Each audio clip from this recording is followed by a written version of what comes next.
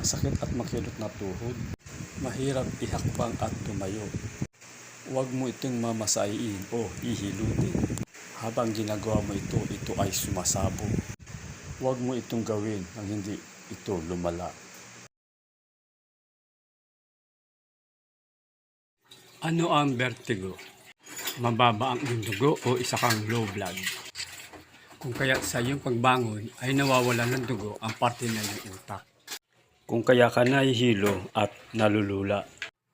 Natatalo ng puting dugo ang iyong pulang dugo. Kung kaya't bumabaksak at umihina ang iyong katawan. Huwag mo itong pababayaan at bumaksak ang iyong hemoglobin. At baka ito ay magkaroon pa ng malaking problema kung kaya't magtungo ka agad sa iyong pinagkatiwalaang doktor.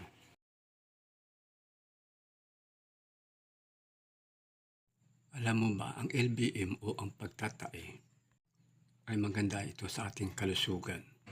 Inilalabas dito ang mabaho, dumi at basura sa loob ng ating bituka.